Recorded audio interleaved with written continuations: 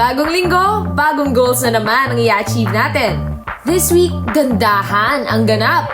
Mula hair, nails, skin, at iba pa. Pag-aaralan natin yan. Be your own beautician tayo this week, kaya sama-sama nating i-push ang hashtag Salon Goals. Hi mga kamingos! Ang ganda nyo! Wow! Mag-girl kami lang to. Ano ba, Chari? Ay, kala ko hindi mga totoo. Kakain na hologram. Oo, ang ganda eh. Alam mo, feeling ko yung mga kamingos natin, ganyan din ang nararamdaman ngayon. Talaga? Correct! Kasi, pero kayo magpalin lang ah. Kasi itong mga nakikita niyong gandang ito, ay, ibang pinagdadaanan nito off-screen. Ay, mahabang proseso, di ba? Talaga? Correct! Kaya shoutout muna natin ang lahat ng makeup artist, hairdressers, stylist, at iba pa. Kasi sila talaga yung secret sa gandang chichirita. Gandang di nakara. Gandang budol. Gandang filter. Oo, filter. Yung talagang burado na yung mukha sa filter. Mahirap sa filter ako. Pero kahit filter naman to, alam ko meron kayong mga suking salon. Meron. Para sa new look and new feels. Correct. Diba? Symmetry Totoo. ah. Pero kayo ba madalas kayo magpa-salon? Kahit na naman yan, nail salon or as in yung salon where you get your hair done or... Iba Hindi. ba pa-salon? Wala? Hindi. Oo. Ikaw? Wala naman masyadong ayusin sa akin. Kahit pagupit? Ha? Minsan. Pag may remnants. Charot. Ako sa hair twice a year. Twice a year. Tapos sa nails naman, Yun, madalas yun eh. Oo. minsan ako na gumagawa ng sarili. Ay, correct. True, kailan mo naman siya. ka. Ikaw? Pag sa nails, madalas talaga, siguro every 2 weeks Nails or ka rin eh. monthly, oo. Pero sa hair, since medyo limited lang yung pwede kong gawin sa hair, and ganito lang naman talaga ako ever since. Mga once a year.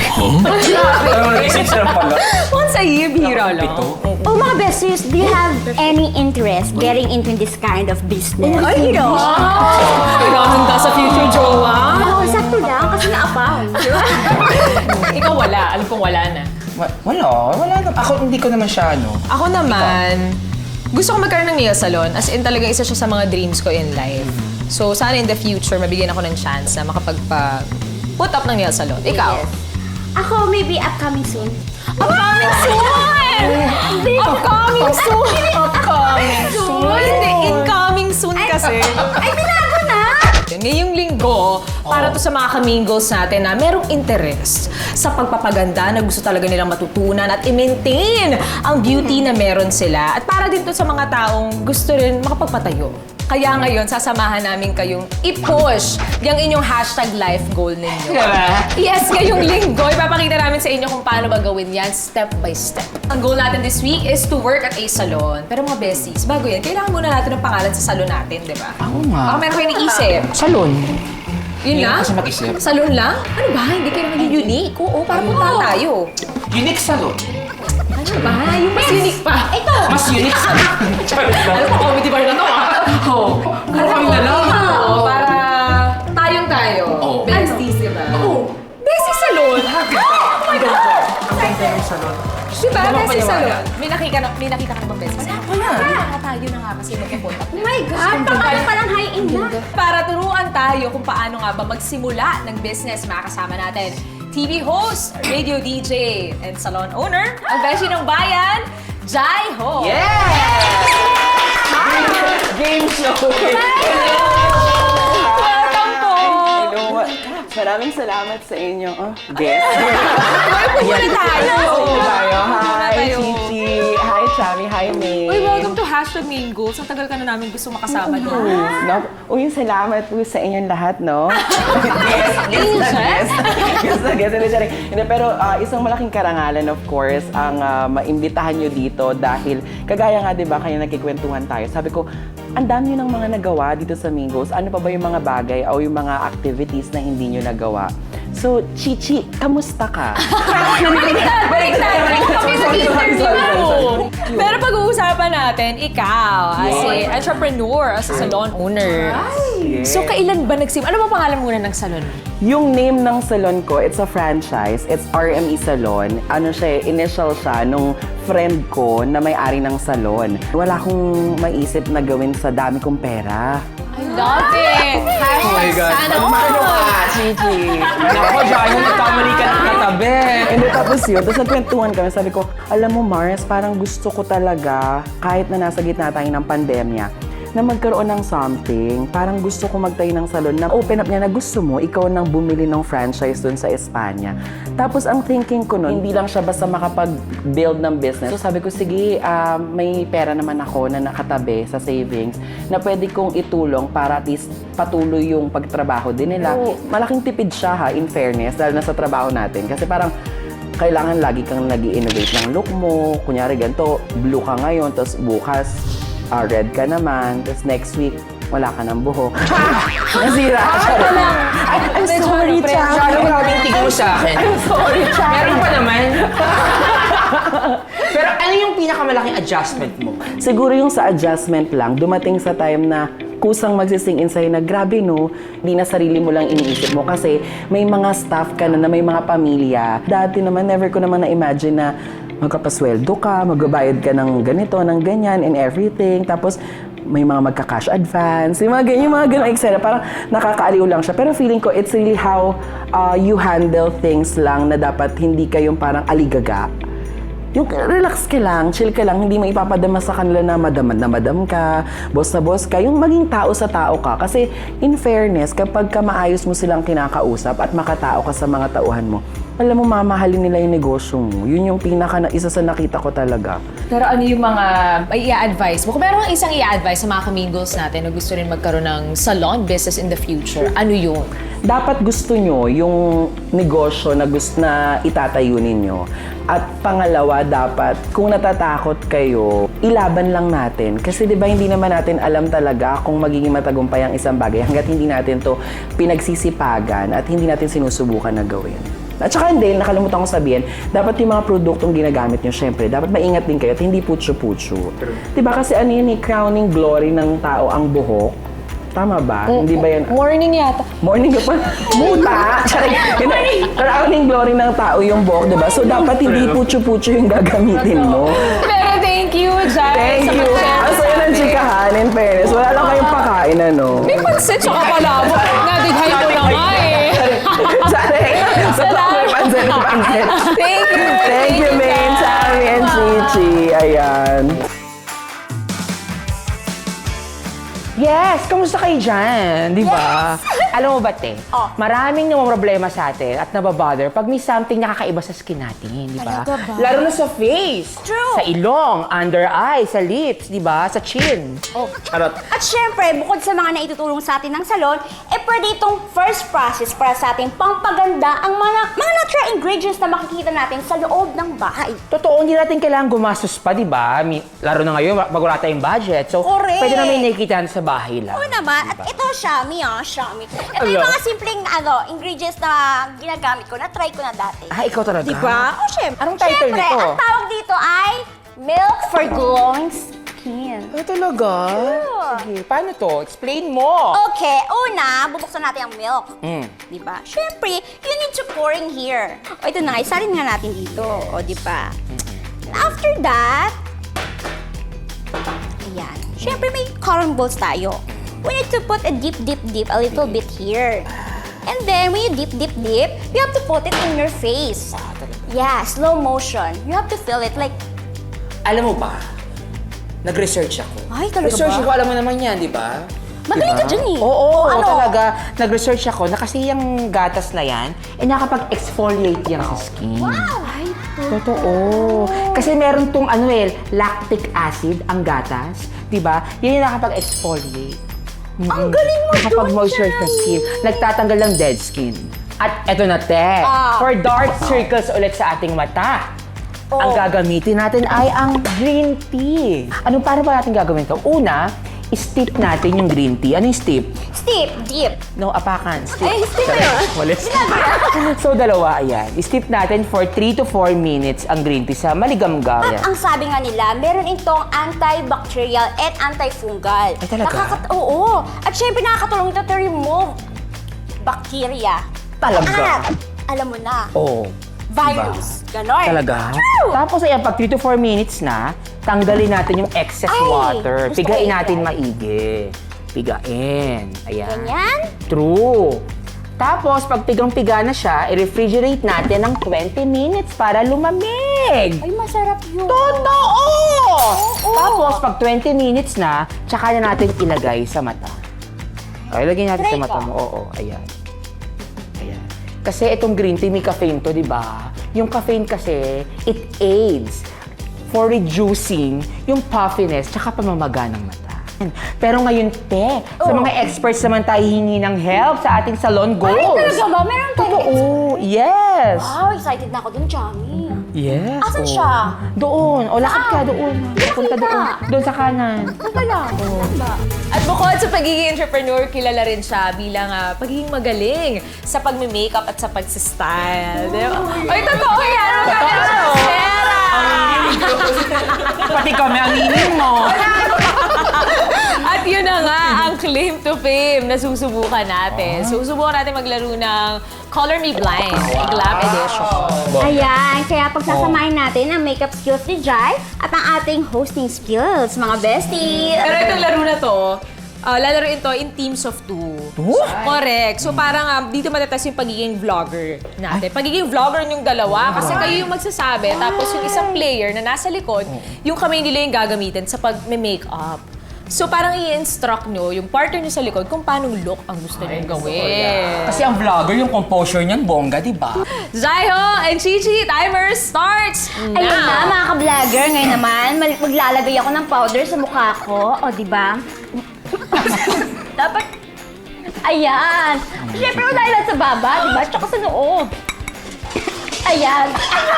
Oy, so perfect, di ba? Dapat kailangan ganyan. So perfect, di ba? O, so ngayon naman, magkikiray tayo. Gagamitan natin ito ng eyebrow pencil. Yun! So, dapat kailangan pinpoint. Ayan. Kakapain mo yung noo. Ayan. Opa. So perfect, di ba? Pa-monster Kaya na. maglalagay din tayo ng medyo orange na contour. Ayan. Ay lang. Dapat kailangan slight lang dapat ang ating contour. Ayan. So ngayon naman, guys, maglalagay tayo ng nose line. Dapat kailangan manipis lang para, ayan, napaka-perfect. O ngayon naman, guys. Natakot ako dyan. Oh. Wait lang. Baka naman tayo maglagay ng Lipstick! lipstick!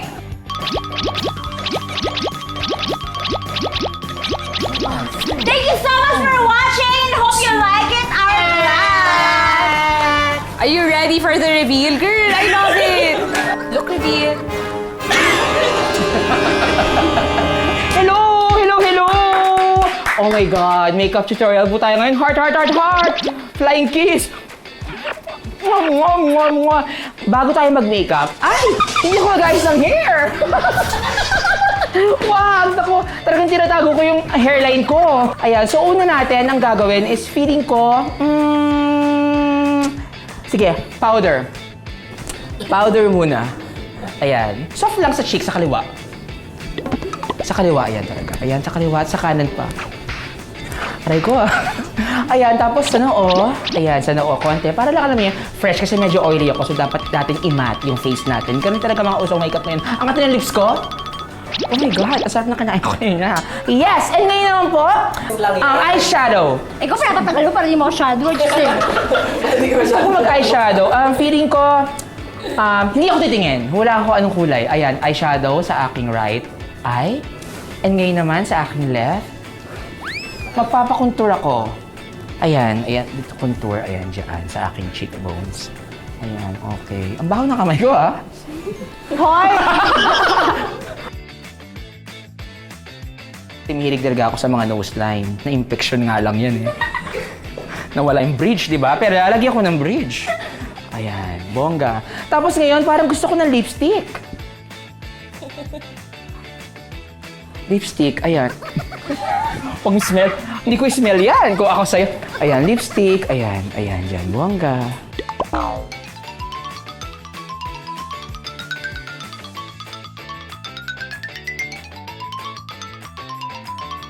Lash on.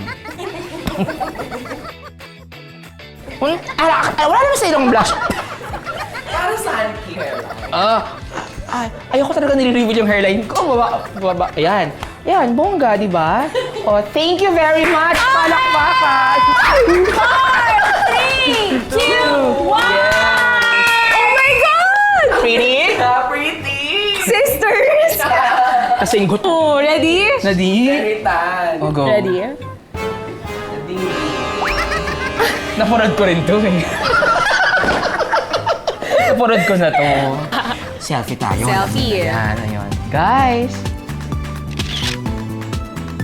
Ganda! Ito na nga yung simula, no? Naaralin natin ito buong linggo at nasimulan na ni DJ Jayo. Kaya maraming salamat! Thank you! Thanks sa pag-share! Shami at saka kay Chichi. And of course, kay Min, maraming salamat for inviting me na maging kabonding ninyo para sa ating palaro. Ano, masasabi niyo bang na-achieve niyo yung look na ginugo naman. ninyo? Oo naman! Oh, so? Yung nose na niya. Oo, ikaw naman nag-achieve nito eh. Masaya ka dito. Oh, sige, ako na lang. Tayong dalawa. Sige. Hindi, sama namin kayo. Goal achieve! Hi, mga ka-hashtag main goals. Ano, bet niyo ba yung mga hair namin? O, di ba? Diba? Girly ka, bet mo ba? Ayan na siya, steady lang siya. Alam niyo naman, defining factor yun ng tao. Di ba? Buhok pa lang kapag nakita yung hairdo, ba, nagpapakilala na talaga agad. Totoo. Ay, Kayo ba adventurous kayo? Nag-experiment kayo about sa hair? Or talagang stick to one kayo sa hair niyo? Hindi. Ako hindi. Kasi may conflict. So, hindi ako pwedeng maging experimental. Hindi ako pwedeng mag-color. Hindi ako pwedeng mag-cut na lang ng kahit ano. Sa product yun eh. Kayo, ikaw. Ako, experimental ako. Mahilig ako mag-highlights, iniiba-iba ko yung kulay. Tapos, syempre, favorite ko din yung magkulot-kulot ng buhok. Correct. Diba? Kasi nga, feeling ko talaga maganda ako pag kulot yung hair ko. Oh, ano ka, friend? Hindi ako adventurous, saka hindi rin ako experimental. Pero stick to one ako. Patingin nga, reveal nga. Stick to one lang yung eyes ng bangs ko. Nandyan lang siya, hindi siya gumagalaw. Kasi nga today, aaralin natin kung paano ba mag-cut, mag-color, at mag-style ng hair. Ay, Excited ako, John. Of course, meron tayong makakasama. One of the most eminent celebrity hairdressers, my Madam Chi, Miss Celeste Tuviera! Madam!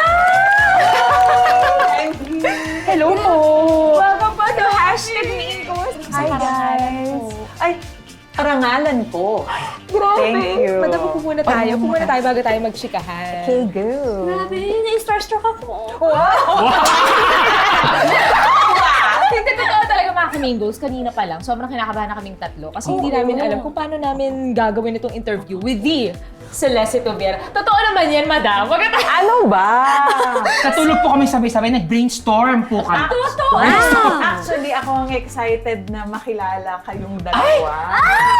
Kasi nakikita ko eh. Kasi, syempre, si Bagets, tas nakakwento niya kayo sa akin. And natutuwa ako na nandyan kayo for her because yung friendship ninyo, I think, matters to her a lot. So, excited akong makilala kayo. Uy, pero ngayon, all about hair ang pag-uusapan natin. Alam kung gustong-gusto mo yung topic na yan. Bakit? Ano ba kayo? Eh, kasi yun yung...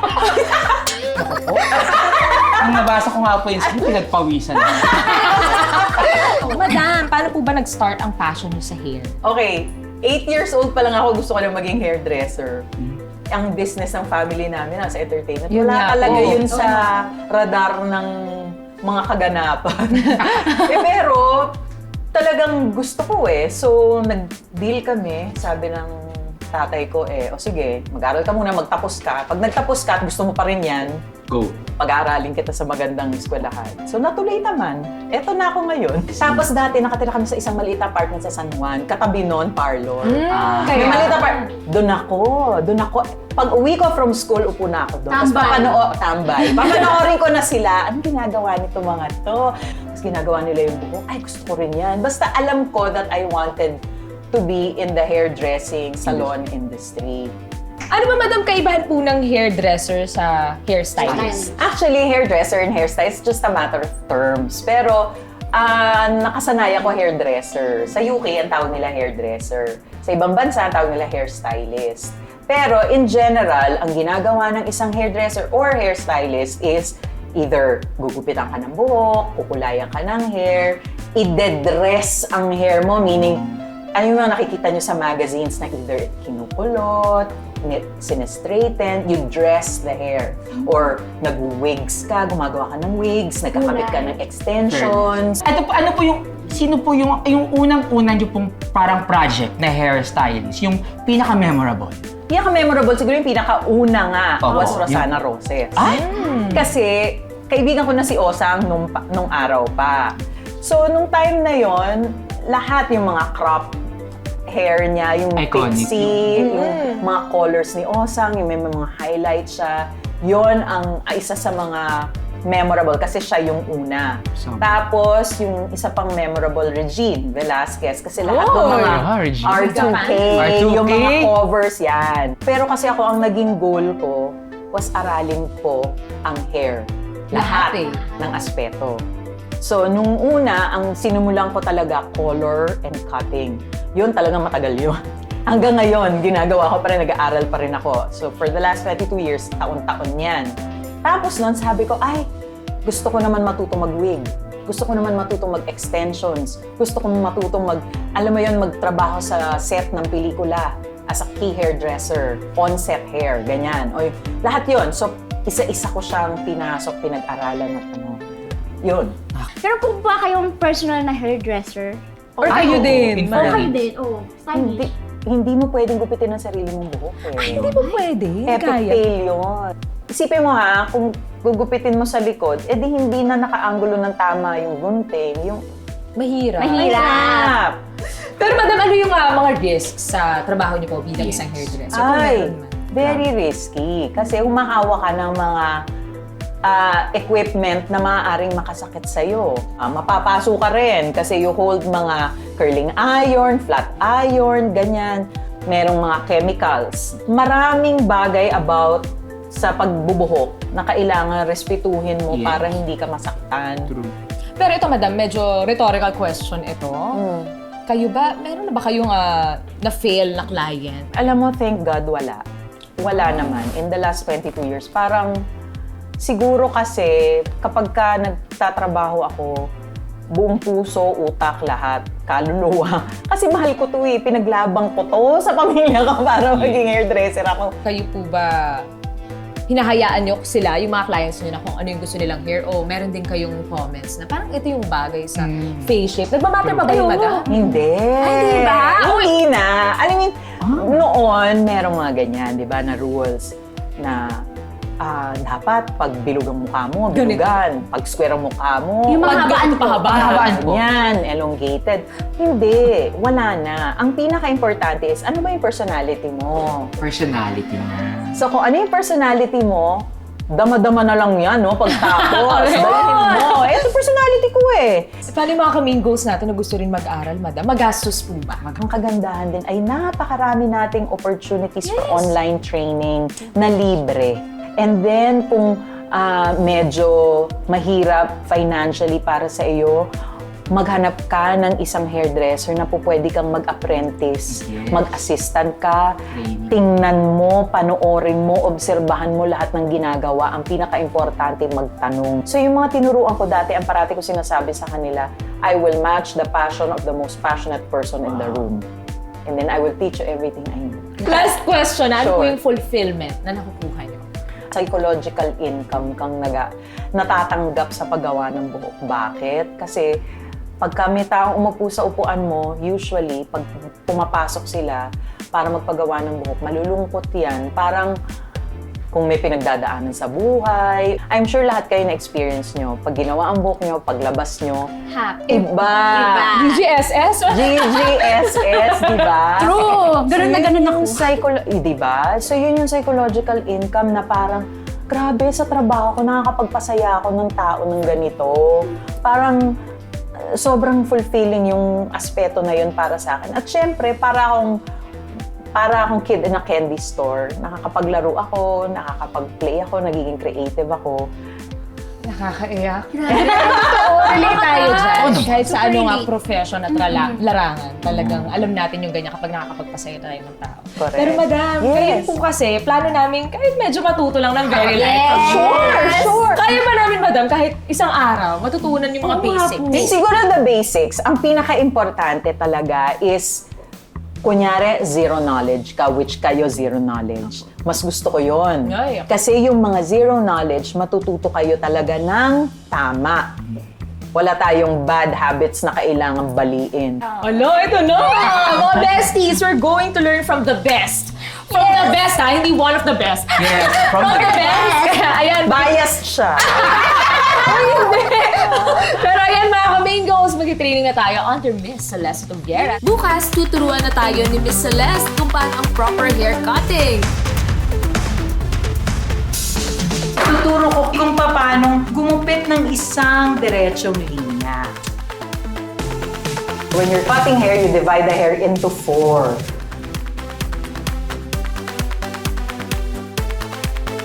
Pantay, madam. Yes! Bongga, May! Kaya tutukan niyo yan dito sa #Mingos.